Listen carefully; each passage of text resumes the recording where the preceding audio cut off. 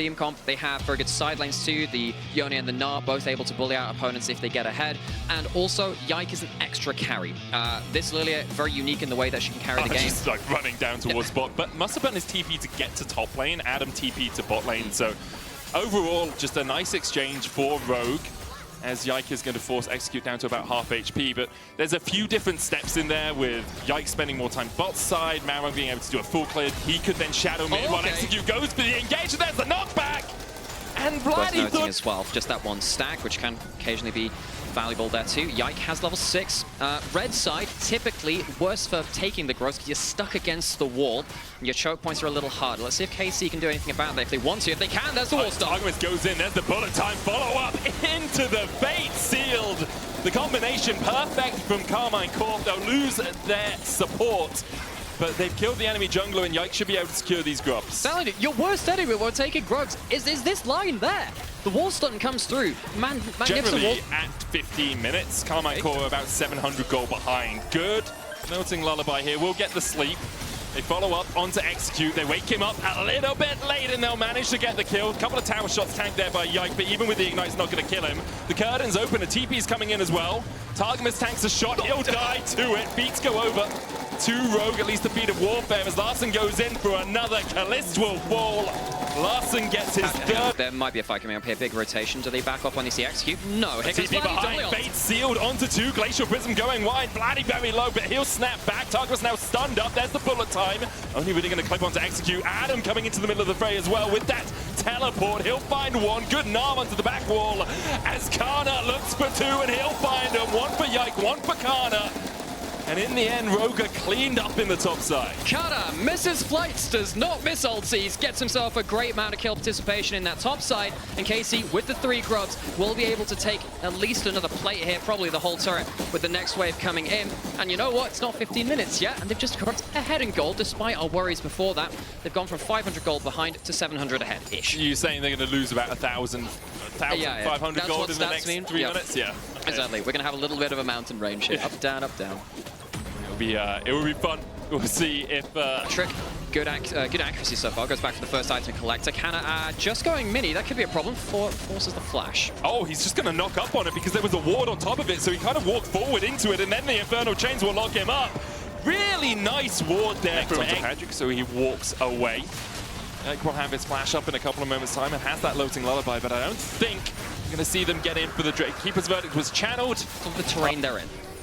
Interestingly, I think Adam's TP is just about to come off cooldown. So teleport in from Kana, put some pressure on that bot side tower. Rift Herald secured. Vladdy is on the wrong side of the Rift right now. His Execute will lock him up. Bait sealed. Glacial Prison going wide, but the Emperor's Divide does not do so. Vladdy will be the first to fall here. Unbinds his soul, but still goes down. The bullet time and Loathing Lullaby finds 2. Marang falling lower. Adams, though, still very tanky with the World Ender coming out. And Rogue will try and turn it around. Adam stepping forward. Curtains open. Yike, the first target. He'll eat 2. Keeper's Verdict knocks back 1. But Adam continues to chase forward. Yikes. Whatever shall we do? We'll have to start tracking at 17 rather than at 15, I think, Nymira. Big fights as well. The Lilia Sleep is not going to be as impactful onto that stasis of Larssen, who's getting a lot of gold. He is getting a lot of free time. He's free to farm whatever he wants, and Kana's caught out in side lane. It's the Flash trying to get away from this one. Mega Nav a long way away, and the Permafrost sends him to an icy grave. A Rogue have 9 on the board. 476 ways of making it into our playoffs with tiebreakers, and about 540 ways of not making it through tiebreakers and all. Yike almost falls, but the Keeper's Verdict gets the knockback, but now you can't really fight. Oh, did you see that? Patrick channels the curtain call. Someone aggroes the Drake. Patrick gets knocked out of his curtain call. Slight miscommunication there, perhaps. In fact, it may have even been Patrick aggroing the Drake with the curtain call. Yeah. Chance to make it through playoffs, because you get your pick of the litter. TP coming in from Karmine Corp here as Kana joins this topside play towards the Atakan. This is the new Atakan, of course, Thornbound. It's not getting contested as it seems right now. Rogue letting this go. Will say, from the games I've seen of this, Atakan does not feel as immediately powerful. That's a good wall stun. Yeah, a kill does help you, though, in making it a little bit more powerful. And Karmine Corp will find it. Great stun into the wall. Follow up from Kana with the Gnar. Overall, I think they got a about 14 extra petals from it, as Adam is going to be TP'd behind here. This is what happens with it. Basically, you get more petals. Your petals are more valuable, which means you get more XP and the adaptive force. And also on a kill, you get a little blast around the enemy that has been killed, which we actually just saw on the screen there when they kill execute, which gives a slow, sweet they treat. like cherries, it's true. It's a little treat as well as something nice to look at. Perhaps a fight in the mid lane. Patrick stepping forward, across the wall comes Malrang, cleanse out from Kalist, he'll survive, good knock into the wall there as Adam tried to get in the middle of the fight, but he just can't move at all. Adam will fall, Larson dives in. The Emperor's Divide does nothing at all as Rogue walk away with their tails tucked between their legs. Yeah, both summoners out of Kalist, but it's not the kill. Rogue overestimate themselves and Adam finds himself right next to a wall against the Poppy. Targamas being pivotal to most of the picks which Karmine Corp have found so far, and this will also open up the mid lane turret as Rogue have to seed that. Yeah, Targamas has been involved in every single kill for his team, even keeping Malrang a little bit interested as he started up the Wolves. Blighty jumps in, Patrick flashes away immediately. Curtains open, Kana can block this all though. More about dissuading Karmine Corp from going for more. Targamas has got to be doing overdrive on disengage for his AD carry. I think if the MF goes down too easily, it's a big problem. Kind of taking some damage off for Execute though, that's important. He's going to chase him down here, gets the Nav into the wall as well, and Execute just wasn't with his team. Karmine Corp find the pick before the play really even begins. Drake up in 13 seconds. They'll try and get control over the mid lane, but the problem is with the Glacial Prison carving out, the Emperor's Divide follows up. Kalist stepped a bit too greedily forward. Larson with the Zhonya's and flashes away through the Loathing Lullaby. He survives, but the Fate Sealed will mark his demise. Adam with the World Ender just trying to retreat now as Karmine Corp have found 2 off the play in totality. So carry for carry traded, Dragon is still alive, and when you have the Lily up, the objective damage is never a problem. So that will be Dragon going over towards KC. They delay Soul Point, and Rogue, who we had assumed would feel a little bit more comfortable and we've gotten to our bigger objective fights, don't really set up that well for that. And you miss out on another important play. Kana's now jumping on Patrick. Patrick has no flash here as well. Targamas just looking to knock him into the wall. The chase continues. Patrick's dead. Kana gets the kill. And that's 2 times in quick succession that someone from Rogue has just been totally mispositioned. Look, playing on the mini-Gnar. Finds Execute as he's looking to set up vision around the play. Greedy with his flash, perhaps, to be opportunistic even when you're behind the pace of the game, to potentially get back into it. Okay, so you've had a bit of practice doing that this split. The last few series haven't been as strong as they'd like them to be. The Glacial Prism coming out onto Targamas. He doesn't get an opportunity to move. Meanwhile, Kana jumping in. Goes Mega a little bit too late. Magnustorm's going to chase him down. Loathing Lullaby onto Execute will spell his death as Rogue begin to retreat. So far we're 1-for-1. The supports have fallen. Yikes still chasing in. What is very short location. Wasn't there that guy that's found a way? How long? Hang on a second. On top side. Oh, Blighty going in. Pops the Fate Sealed, goes in with the Soul Unbound, chases Adam down, and Blighty. Whew. That was nice. While you were using Flash, he was studying the blade, gets himself a kill on that top side. Blighty solo kill. Takes Adam's Flash off the board too. Important tool down. Rogue now out of position on that side lane to set up for the next couple of plays around the Dragon and the Baron. Targamas trying to chase Malrang out of the jungle, puts a little bit of vision down. Karmine Corp will start up the Drake. Kana recalling in the bot lane, likely has an item, does have that teleport instead, decides to TP in immediately. Malrang though can sneak in here. Swell Seed goes down. Laddie dives forward, Keeper's Verdict knocks out Malrang, and Karmine Corp will secure the Baron for themselves. The chase continues as Kana's looking for Execute once again. Yike going forward. Swell Seed into the Magnustorm pullback. Larson's coming in from the side here as well as Kana gets the Nav into the wall, but the follow-up just isn't there for Rogue. Yike continues to step in. And it was a 2v4 for a while there. Karmine Corp get out of it. And Yike just waltzes away. Really clean Baron take from Karmine Corp. Yeah, it was nice. Starts off with an opportunistic solo kill on the side lane by Vladdy, but then KC immediately to say, all right, we can disengage the jungle with a pop, the ult, clean take, and Rogue, they're completely behind the game now. They are now going to have to deal with the side lane push, which has actually come online. Now it's Vladdy, he might go for another one. Yeah, I think Adam's got to be careful. I think Adam's dead. Q3 lands. There's the World Ender. Vladdy has the Fate Sealed back up and has the Flash, and we'll just, oh my god! Oh, I've seen less clean combos in Tekken, man. That guy just absolutely demolished him. Then dodges away. Permafrost onto him, though. Larson's chasing him down. Vladdy will die in the end, but he got a TP, a flash, an ultimate out for it. And all the meanwhile, his team is taking Drake and taking names as they secure 2 tier 2s. Just cut the clip a little bit short. You can chuck it in the montage. Vladdy really playing well individually. on the Yone. And Rogue falling apart a little bit now against the Baron buff in the other lanes. One turret falls, the second one will fall down here. And Rogue, it just doesn't feel like they have the setup to pick anyone out of position. Targum is protecting Kalist. Leave their base in that time. Trying to play around some of the vision around their base. But how do you defend from this? You have to push up lanes. Feels like if you go too far, you get caught out. Adam's trying to force something. Oh, Larssen going in as well. Kana not quite Mega Gnar yet. Does get the Mega Gnar. Larssen pops the stopwatch. Magnet Storm comes in as well, but Larssen goes pop first. Kana's going to die as well, but the follow-up coming out from Karmine Corp. Vladdy misses the fate sealed, and because of that, his fate is done. Adam finds two, double-looting Lullaby, though, from Yike as he chases in. Watch out, Eve! Adam's going to fall to Yike with the Leandries. The curtain's open, and Patrick quickly shuts them, realizing Karmine Corp are looking in. Malrang's going to fall. Karmine Corp will walk away. 4 for 2 the exchange, and the Nexus in their eyes. It all looks fine until the other carry turns up. Yike brings the 3,000 gold lead to bear, and Karmine Corp will look towards the Nexus. We wondered how they bounced back after a week off, while Karmine Corp have shown the blue wall is as tall as ever. 1-0 against Rogue. There was a little while in that game where KC were made to think, to stumble a little bit, in the meta. It's so strong. I've loved Yorick since his changes where he was Do you remember Yorick Mori? I remember, I mean, the good old days of Yorick. He was really powerful. But also 3 of those graves. You see that little pink thing standing next to Kana? That's a grave. You need 3 of those to be able to spawn your ghouls. Here we go. They go for the tower dive. Kana goes in first. Dark Possession. Kana's locked under the tower. It will be a 1-for-1.